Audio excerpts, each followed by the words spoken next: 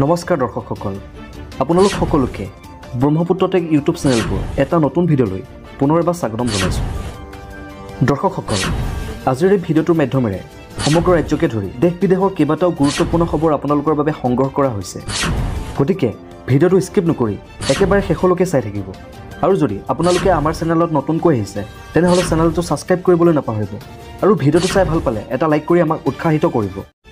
বন্ধুসকল, আজিৰ দিনটোৰ প্ৰথমটো গুৰুত্বপূৰ্ণ খবৰ হৈছে আজি ঘোষণা কৰা হ'ব 2024 বৰ্ষৰ লোকসভা নিৰ্বাচনৰ ফলাফল। আৰু এই নিৰ্বাচনৰ ফলাফলক কেন্দ্ৰ কৰি যোৰহাটত জাৰি কৰা হৈছে 144 ধাৰা। জনসাধাৰণৰ মাজত শান্তি শৃংখলা অক্ষুণ্ণ বজাই ৰখাৰ ক্ষেত্ৰত যোৰহাট প্ৰশাসনে যোৰহাটত জাৰি কৰিছে 144 ধাৰা আৰু লগতে কেইবাটাও নিয়ম বান্ধি দিছে যোৰহাট প্ৰশাসনে। ভোট গণনাৰ কেন্দ্ৰৰ চৌহদৰ ভিতৰত কোনো ধৰণৰ শোভাযাত্ৰা আৰু শ্লোগান দিব নোৱাৰিব।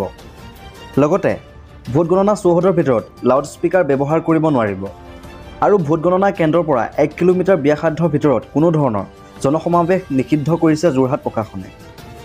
আৰু ইয়াৰ উপৰি ৰাস্তা ঘাট ৰাজহুৱা স্থানত ফটকা ফুটোৱা দলিওৱা ক্ষেত্ৰত নিষেধাজ্ঞা আৰোপ কৰিছে যোৰহাট প্ৰশাসনে। আৰু এইখিনি নিয়মৰ উপৰিও গণনা কেন্দ্ৰৰ ভিতৰত মোবাইল ফোন আৰু কেমেৰা ব্যৱহাৰ নিষিদ্ধ কৰিছে যোৰহাট জিলা প্ৰশাসনে। দৰ্শকসকল, আগবাঢ়িছোঁ পৰৱৰ্তী খবৰটোলৈ। আপোনাৰ একাউণ্টৰ যদি eKYC আপুনি আপডেট কৰা নাই তেনেহ'লে অতি শীঘ্ৰে আপডেট কৰক আপোনাৰ একাউণ্টৰ eKYC।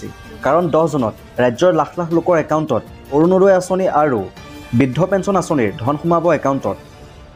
আৰু যিসকল হিতাধিকাৰী অৰুণোদয় আঁচনিৰ অন্তৰ্গত তেওঁলোকৰ একাউণ্টত 1250 টকাকৈ সোমোৱাৰ কথা জাৰি কৰিছে ৰাজ্য চৰকাৰে। আৰু এই ধন প্ৰতি মাহৰ 10 তাৰিখে হিতাধিকাৰীৰ একাউণ্টত সোমোৱাটো নিশ্চিত কৰিছে ৰাজ্য চৰকাৰে। আৰু যদি আপোনাৰ একাউণ্টৰ eKYC ঠিক কৰা নাই তেনেহ'লে অতি শীঘ্ৰে eKYC ঠিক কৰাৰ ব্যৱস্থা কৰক। কাৰণ যদিহে আপোনাৰ বেংক একাউণ্টত আধাৰ কাৰ্ড বা পেন কাৰ্ড সঠিকভাৱে আপডেট নাথাকে তেনেহ'লে আপোনাৰ একাউণ্টত হয়তো অৰুণোদয় আঁচনিকে ধৰি বৃদ্ধ পেঞ্চন বা বিধৱা পেঞ্চনৰ কোনো ধৰণৰ ধন নোসোমাব আপোনাৰ একাউণ্টত। দৰ্শকসকল, আগবাঢ়িছোঁ পৰৱৰ্তী খবৰটোলৈ। আজিৰ লোকসভা নিৰ্বাচনৰ ভোট গণনাক কেন্দ্ৰ কৰি মহানগৰ প্ৰশাসনে জাৰি কৰিছে কিছুমান বিশেষ নিয়ম। গুৱাহাটী মহানগৰী 27 নং ৰাষ্ট্ৰীয় ঘাইপথত এই দিনটোত পুৱা 4 বজাৰ পৰা ভোট গণনা শেষ নোহোৱা পৰ্যন্ত গধুৰ যান বাহনৰ চলাচল বাধা আৰোপ কৰিছে গুৱাহাটী জিলা প্ৰশাসনে। লগতে জ্যোতিকুছি দিশৰ পৰা ৰাজীৱ গান্ধী ৰোডৰ দিশে অহা যান বাহনসমূহক AK আজাদ ৰোডৰ দিশে যাব লাগিব। এই পথেৰে অহা কোনো বাহন মণিৰাম দেৱান ট্ৰেড চেণ্টাৰৰ দিশে প্ৰৱেশ কৰিব নোৱাৰিব। লগতে ৰাজীৱ গান্ধী ৰোডত কোনো ধৰণৰ যান বাহন চলাচল কৰিব নোৱাৰিব। ন' পাৰ্কিং জ'ন হিচাপে ঘোষণা কৰা হৈছে এই এলেকাটো। লগতে গড়চুকৰ দিশৰ পৰা মণিৰাম দেৱান ট্ৰেড চেণ্টাৰৰ দিশে অহা যান বাহনসমূহ উৰণ সেতুৰ তলেৰে 27 নং ৰাষ্ট্ৰীয় ঘাইপথলৈ ডাইভাৰ্ট কৰা হ'ব। মণিৰাম দেৱান ট্ৰেড চেণ্টাৰ অভিমুখী ছাৰ্ভিচ ৰোডত কোনো যান বাহন চলাচল কৰিবলৈ দিয়া নহ'ব। নিৰ্বাচনী কৰ্তব্যত থকা লোক, নিৰ্বাচনী সম্পৰ্কীয় সামগ্ৰী আৰু জৰুৰীকালীন সেৱা বাহনৰ বাবে এই নিষেধাজ্ঞা আৰোপ কৰা হৈছে। দৰ্শকসকল, আগবাঢ়িছোঁ পৰৱৰ্তী খবৰটোলৈ। যোৱাকালিৰে পৰা বৃদ্ধি পালে টোল গেটৰ চাৰ্জ। মাজনিশা 12 বজাৰ পৰা সমগ্ৰ দেশতে টোল গেটৰ চাৰ্জ 3 পৰা 5% বৃদ্ধি পালে। দেশৰ সাধাৰণ নিৰ্বাচনৰ বাবে এপ্ৰিল মাহত বাৰ্ষিক টোল গেটৰ চাৰ্জ বৃদ্ধি স্থগিত ৰখা হৈছিল। ভাৰতত মুদ্ৰাস্ফীতিৰ লগত সংগতি ৰাখি বছৰি টোল চাৰ্জ সংশোধন কৰা হয়।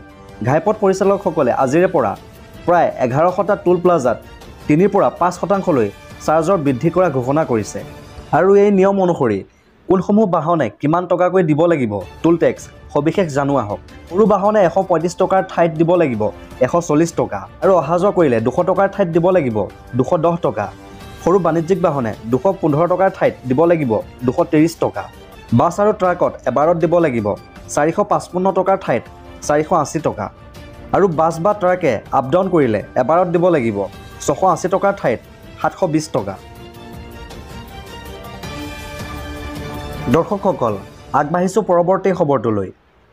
এইবাৰ গুৱাহাটী নিজৰাপাৰাত সংঘটিত হৈছে ভূমিস্খলনৰ ঘটনা আৰু ইয়াৰ ফলত মৃত্যু হৈছে কটন কলেজিয়েটৰ মেধাৱী ছাত্ৰৰ।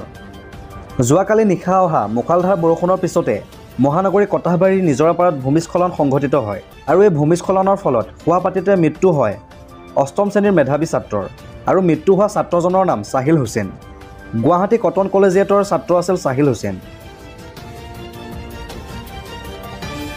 আগবাঢ়িছোঁ পৰৱৰ্তী খবৰটোলৈ। বাৰিষা আহিলেই চিন্তিত হৈ পৰে মহানগৰবাসী, কিয়নো প্ৰতি বছৰে কৃত্ৰিম বানে জ্বলা-কলা খুৱাই ভুক্তভোগী জনতাক। দেওবাৰৰ নিশাৰ পৰা হোৱা ধাৰাসাৰ বৰষুণৰ পৰিণতিত ডুব গ'ল মহানগৰবাসী।